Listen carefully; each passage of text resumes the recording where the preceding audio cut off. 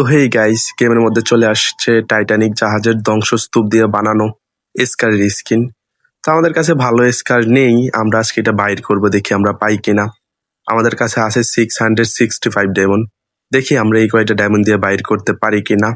তো সবাই ভিডিওটা এনজয় করো।